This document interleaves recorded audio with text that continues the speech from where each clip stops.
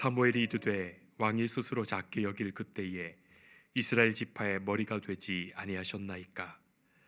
여호와께서 왕에게 기름을 부어 이스라엘 왕을 삼으시고 또 여호와께서 왕을 길로 보내시며 이르시기를 가서 죄인 아말렉 사람을 진멸하되 다 없어지기까지 치라 하셨거늘 어찌하여 왕이 여호와의 목소리를 청종하지 아니하고 탈취하기에만 급하여 여호와께서 악하게 여기시는 일을 행하였나이까. 사울이 사무엘에게 이르되 나는 실로 여호와의 목소리를 청종하여 여호와께서 보내신 길로 가서 아말렉 왕 아각을 끌어왔고 아말렉 사람들을 진멸하였으나 다만 백성이 그 마땅히 멸할 것 중에서 가장 좋은 것으로 길갈에서 당신의 하나님 여호와께 제사하려고 양과 소를 끌어왔나이다 하는지라. 사무엘이 이르되 여호와께서 번제와 다른 제사를 그의 목소리를 청종하는 것을 좋아하심같이 좋아하시겠나이까. 순종이 제사보다 낫고 듣는 것이 수량의 기름보다 나으니 이는 거역하는 것은 점치는 죄와 같고 완고한 것은 사신 우상에게 절하는 죄와 같음이라. 왕이 여호와의 말씀을 버렸으므로 여호와께서도 왕을 버려 왕이 되지 못하게 하셨나이다 하니. 부부 상담을 하게 되는 경우가 있습니다. 부부 상담을 하다 보면 아내분이 저를 찾아와서 남편에 대해서 이야기하면서 남편이 아내의 말, 자기의 말을 잘 들어주지 않는다 그렇게 말합니다. 때로는 훈계나 충고를 하면 자꾸 잔소리로 들으면서 그런 말 하지 말라 한다고 합니다. 남편은 도대체 생각이 있는지 없는지 모르겠다 그렇게 말하시죠. 그럼 제가 그 말을 듣고 변명을 좀 해드립니다. 남편의 입장에서 변명을 좀 해드립니다. 성도님, 남편도 자기 나름대로 다 생각이 있습니다. 그것이죠. 아니, 생각 없이 사는 사람이 어디 있겠습니까? 문제는 그 생각이 자기 우물 속에 있는 그런 생각이라서 문제죠. 여러분, 그렇습니다. 사람은 태어나서 나고 자라면서 나름대로 많이 경험하고 배우고 지식을 얻고 통찰력도 얻고 지혜를 갖게 됩니다. 그런데 문제는 그게 다 자기라는 그 울타리를 벗어나지 못한다는 데 있는 거예요. 자기 우물 속에서, 자기 울타리 속에서, 자기 경험에, 자기 생각에서 벗어나지 못한다는 데 문제가 있는 거예요. 아내분들이 착각하시는 것이 남편은 아무런 생각도 없다고 여기는 그것이죠. 진짜 문제는 자기만의 우물 속에서 좀처럼 나오지 못한다는데 거기 있는데 말이죠. 그런 남편에게 도대체 당신은 생각이 있긴 한 것이냐 그렇게 묻게 되면 그때부터 대화가 안 되는 거예요. 공자는 자기가 살아왔던 날들을 돌이켜 그 나이에 따라 자신의 삶의 모습들을 이렇게 정의했습니다. 15세에는 학문의 뜻을 두었고 지우학, 30세에는 굳은 뜻을 세웠으며 입지, 40세에는 외부의 유혹으로부터 흔들리지 않았고 불혹, 50세에는 하늘의 뜻을 알게 되었으며 지천명, 60세에는 귀가 순해졌다. 이순. 여러분, 귀가 순해졌다는 것은 누가 어떤 말을 하더라도 그 말에도 일리가 있지 하고 그 일리를 배우며 또 그런 말로 인해서 감정이 쉽게 노하거나 흔들리지 않는다는 말이에요. 부드러운 마음으로 받아들일 수 있다는 뜻입니다. 이순.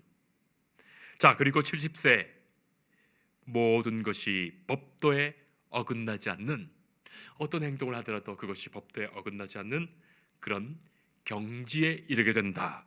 불유구. 성도 여러분, 그러니 공자겠지요. 일반적인 사람들이 어찌 공자이겠습니까? 성인이 되어도 아직도 자기의 뜻이 세워지지 않고 세상의 돈과 권력과 명예의 유혹에 여전히 흔들려 살며 하늘의 뜻은커녕 자기 남편이나 자기 아내가 무슨 말 하는지도 잘 알아듣지 못하고 이런 말 저런 말에 감정이 휘둘려 강팍해지고 그리고 스스로 고집불통이 되어가고 있지는 않으십니까?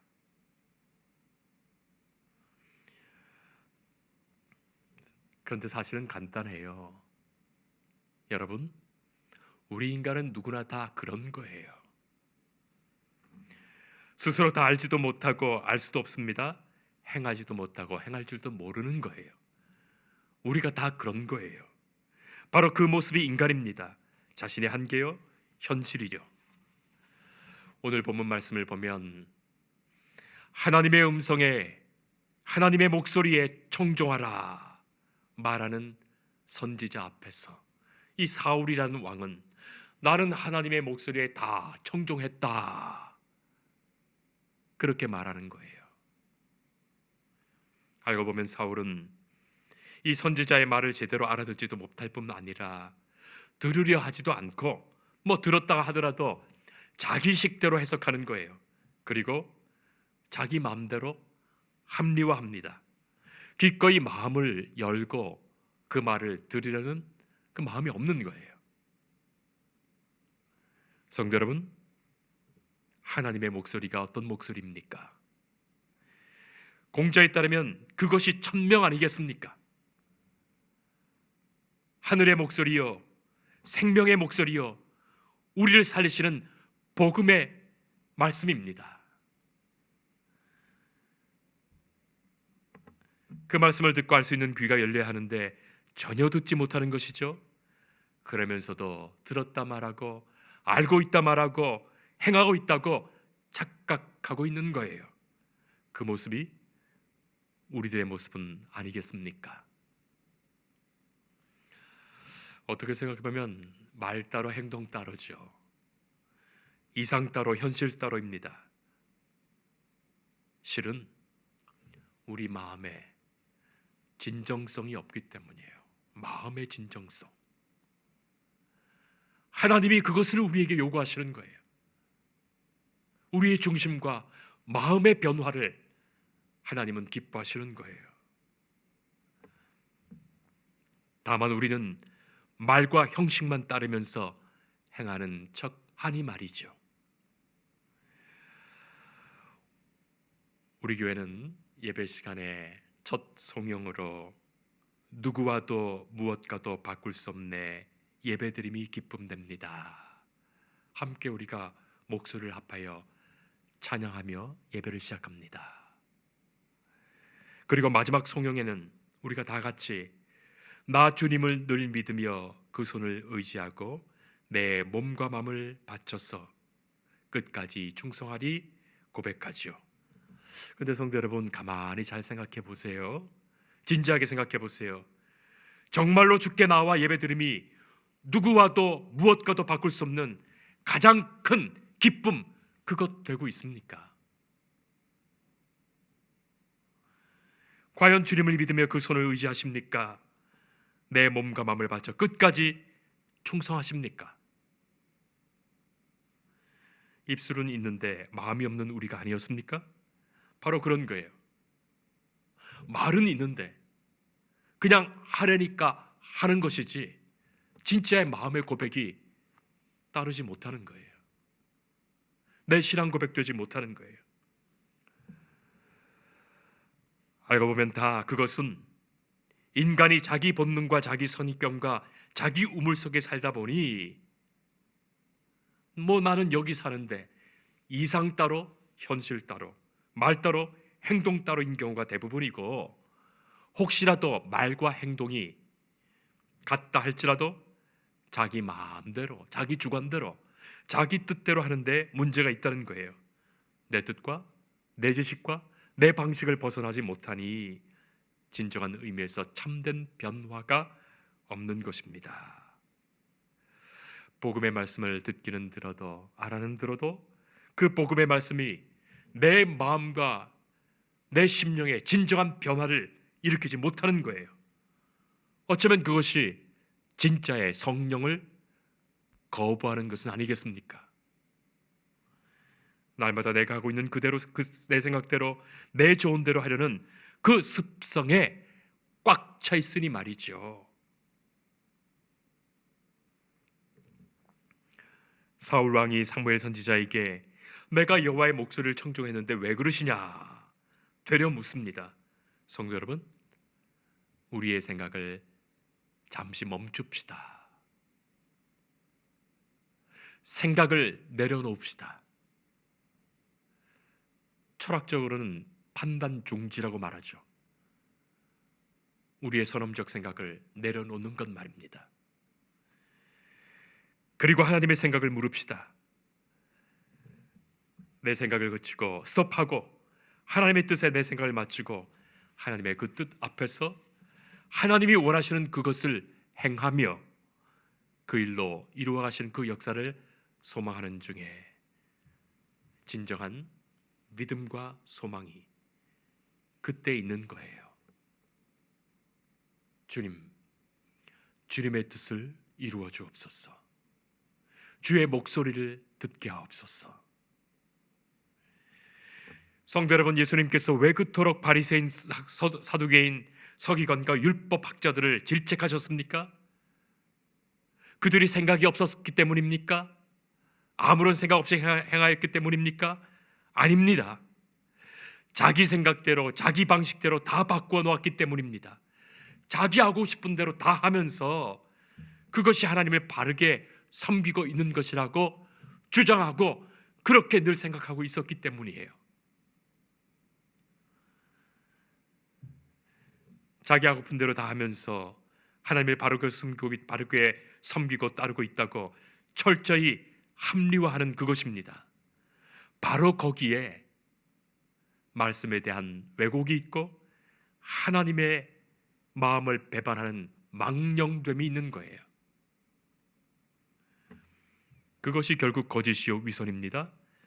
예수님께서 바로 그것 질책하셨어요. 그러나 예수님이 십자가를 지셔야 하는 그 결과를 낳을 정도로 철저히 그들에게 거부되었던 것입니다. 얼마나 무서운 말입니까? 사울은 하나님 앞에서 크게 세 가지 실수를 하였습니다. 잘못을 하였습니다. 첫째는 이 전쟁이 어떤 전쟁인지를 잊어버린 거예요. 하나님께서 아말렉을 치라고 진멸하라고 하셨습니다. 18절 말씀 보면 죄인 아말렉 사람, 곧 하나님께서는 지금 아말렉의 죄를 심판하고 계신 거예요. 그 죄가 무엇인지 우리로서는 알 수가 없습니다. 말씀에 기록되어 있지 않기 때문에 우리로서는 알 수가 없어요. 무슨 죄를 지었는지 모릅니다. 다만 하나님께서 그 죄를 물으시고 그것을 준엄하게 심판하시는 중에 지금 사울 왕과 이스라엘 백성들을 막대기처럼 사용하시는 거예요. 그래서 이 전쟁은 약탈전이 아닙니다. 원수가 되어서 싸우는 전쟁이 아닙니다. 하나님의 심판을 집행하는 그런 전쟁입니다. 하나님께서 심판하시고 그 심판을 이스라엘을 통하여 집행하실 분입니다. 훗날 하나님께서는 이스라엘 백성들을 심판하시기 위하여 바벨론을 들어 막대기처럼 사용하시지 않았습니까?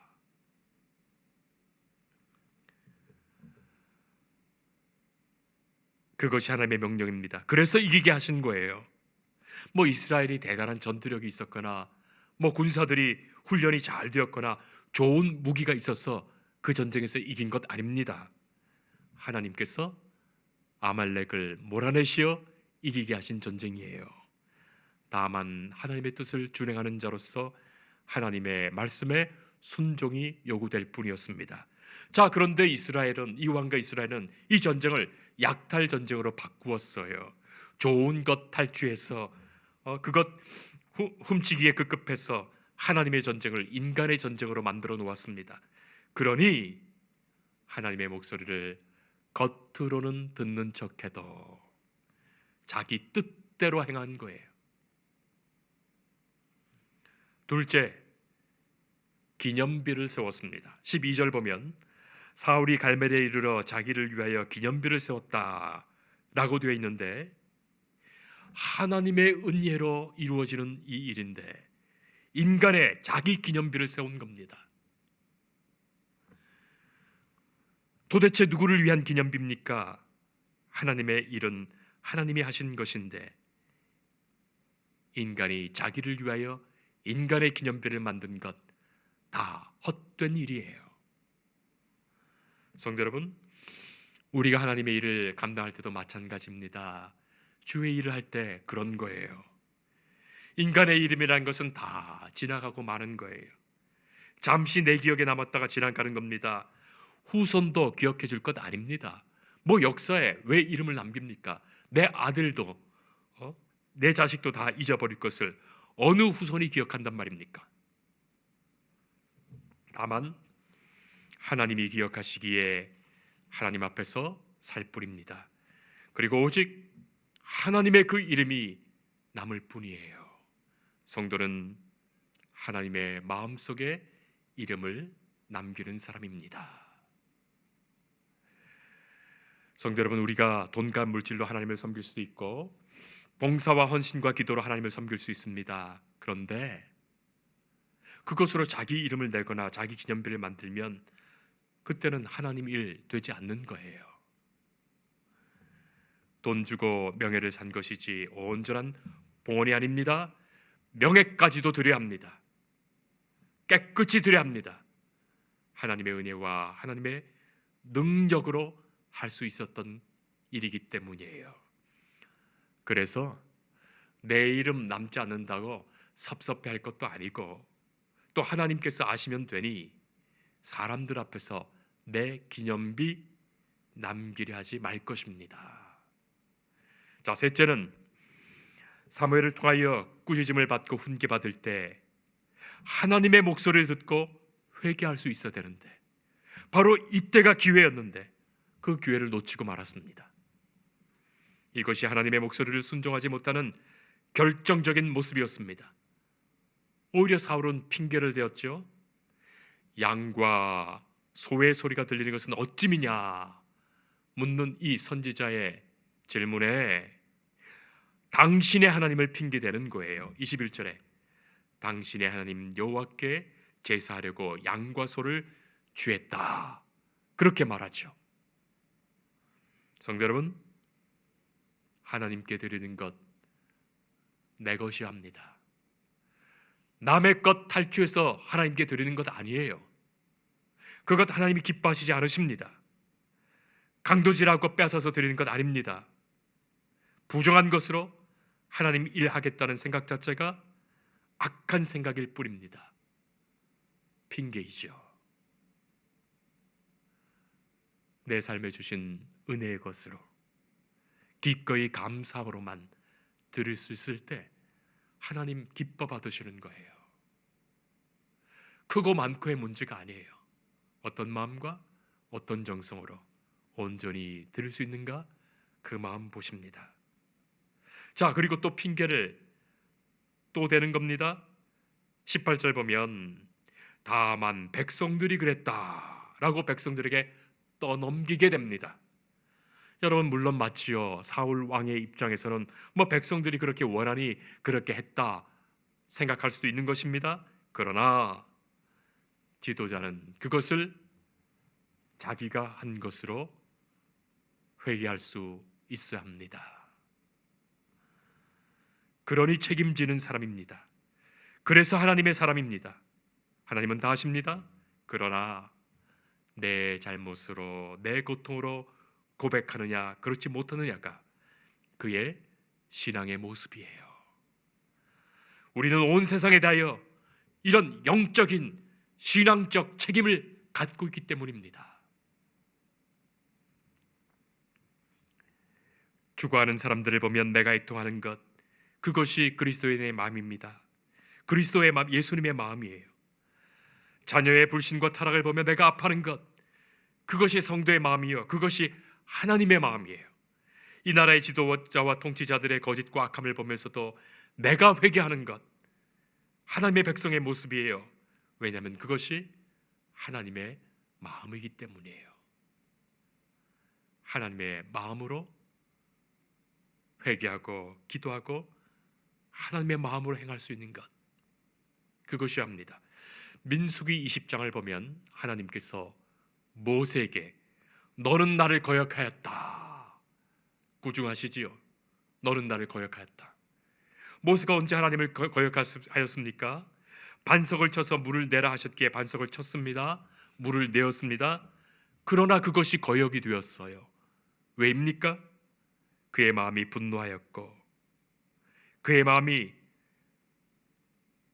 악해졌기 때문입니다.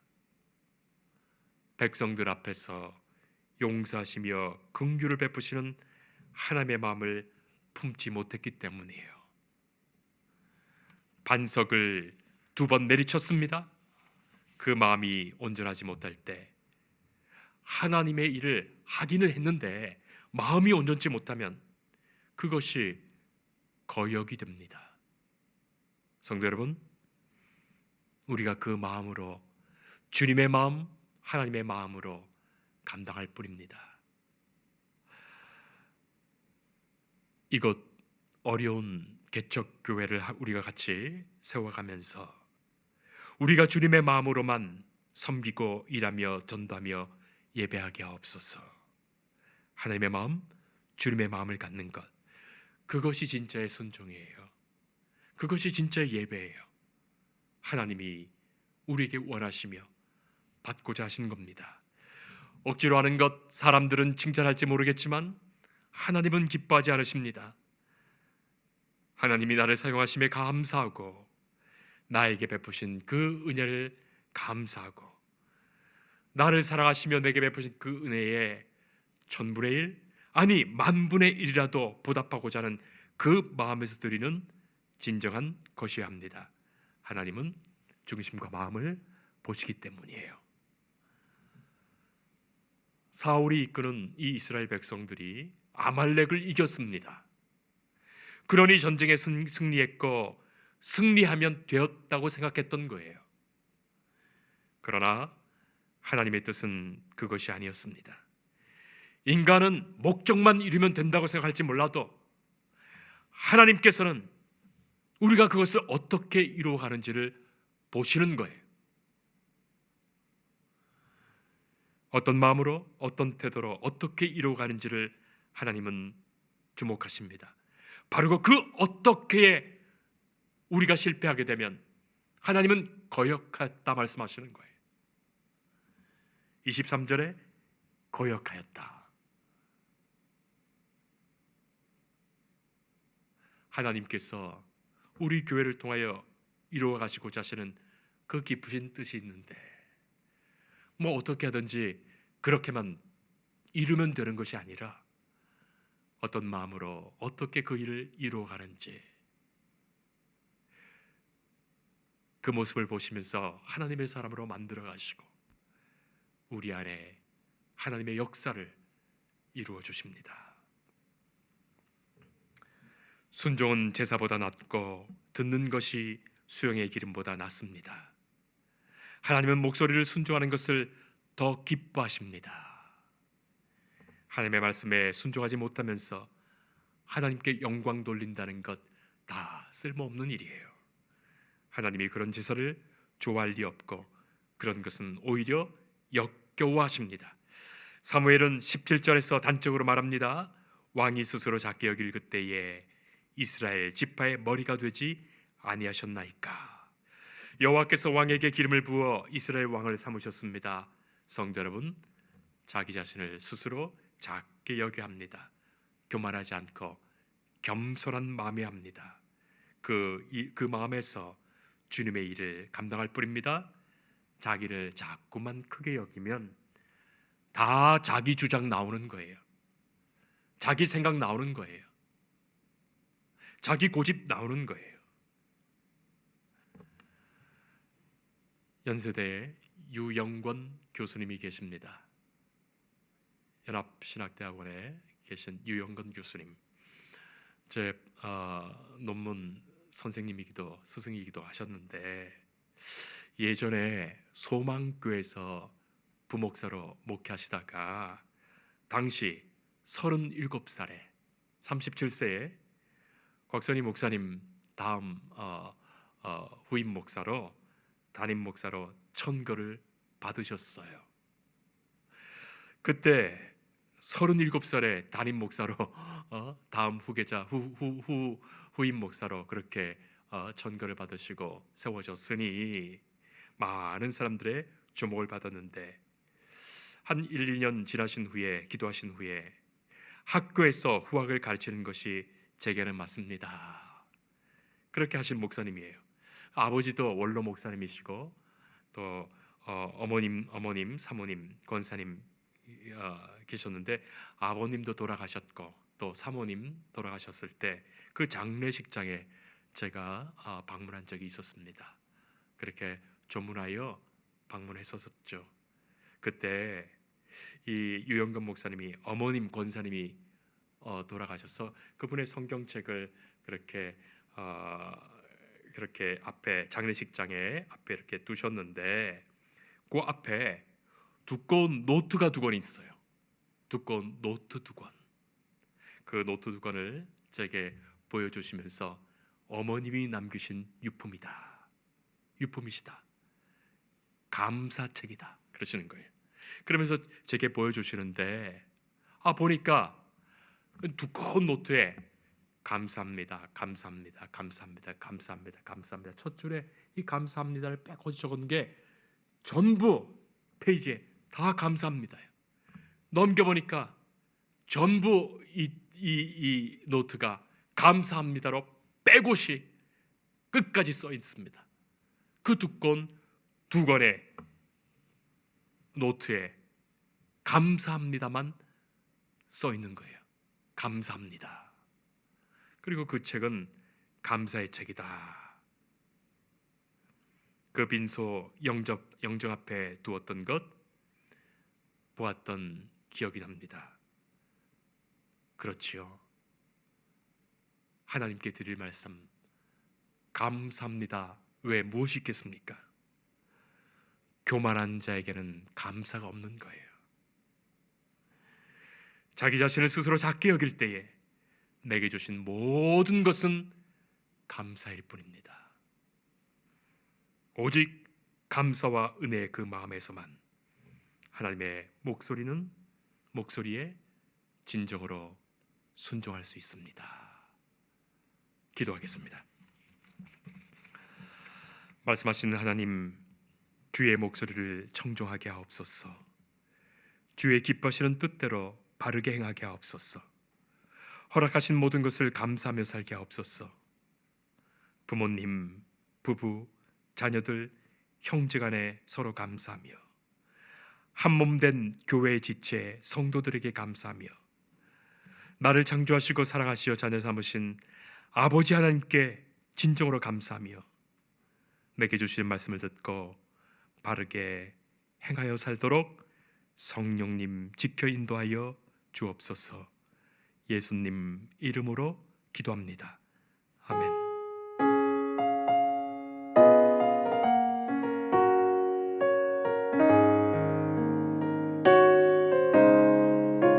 주 예수